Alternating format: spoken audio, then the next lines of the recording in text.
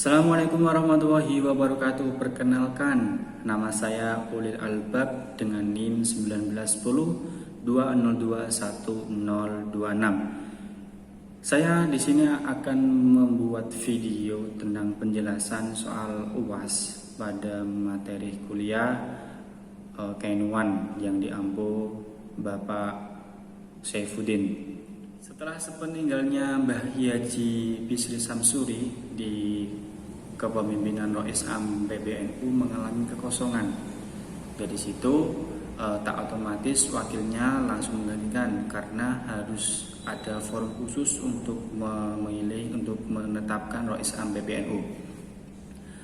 Akhirnya dari pengurus besar Nahdlatul Ulama mengadakan Munas pada tanggal 31 Agustus tahun 1981 di Kaliurang, Yogyakarta. Di situ terdapat pembahasan yang sangat panjang sekali. Yang pertama, di tengah pembahasan ada beberapa opsi sebelum kita menentukan seorang Rois Am PBNU harus ada tim formatur terlebih dahulu. Dan juga ada beberapa opsi lagi sebelum kita menentukan Rois Am PBNU harus ada komite khusus untuk membentuk Rois Am PBNU. Dari situ di tengah sebuah musyawarah nasional akhirnya ada Kiai Haji Ahmad Siddiq mengusulkan apa mending kita langsung pilih saja. Saya mengusulkan Kiai Haji Ali Maksun. Dan dari situ akhirnya beberapa audiens sepakat dengan Kiai Haji Ali Maksun untuk menjadi Rois Am PBNU. Dan selanjutnya dengan analisa interaksionisme simbolik, yaitu dengan teori ini yang berasumsi bahwa ketika manusia membentuk makna harus melalui proses komunikasi.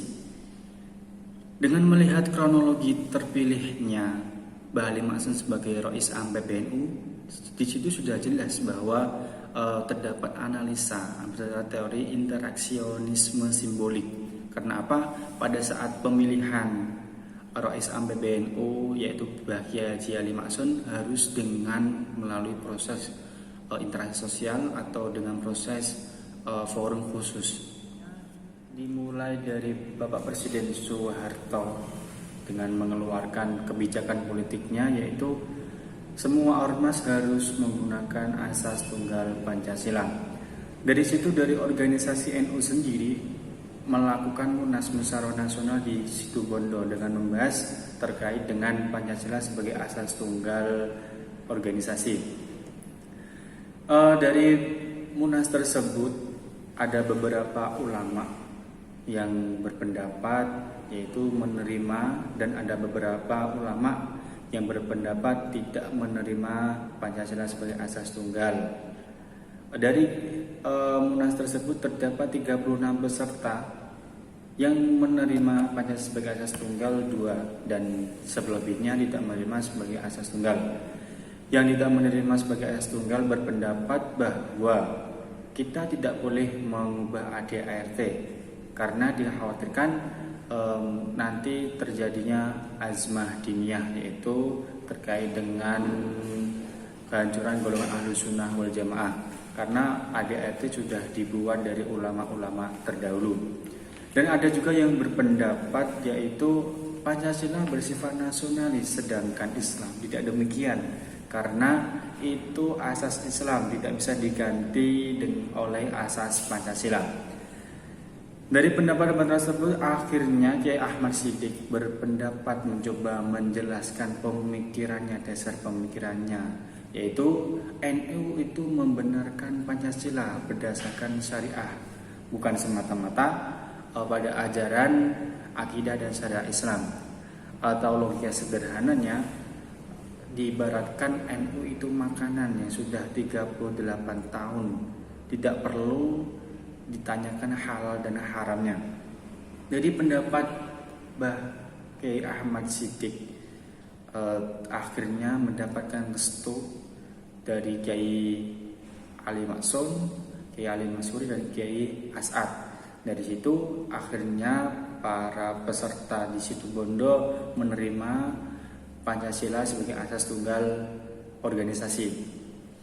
Akhirnya dari pimpinan sidang menetapkan Pancasila sebagai asas tunggal organisasi, dan di situ NU adalah organisasi yang pertama kali menerima asas tunggal Pancasila.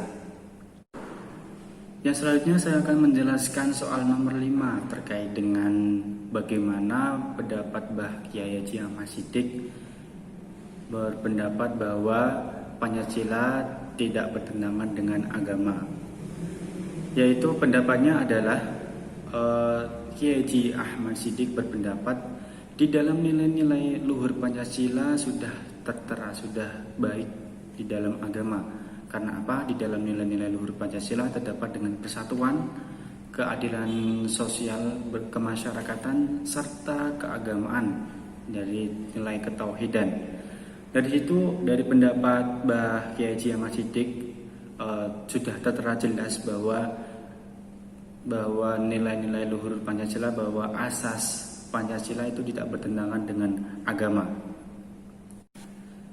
Selanjutnya pada analisis pertukaran pada nomor 5, yaitu analisis pertukaran.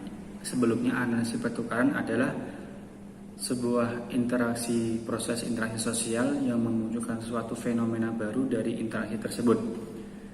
Dari situ kita sudah melihat bahwa bahwa pendapat dari Mbah Kyai Haji Ahmad Siddiq mengalami proses, akhirnya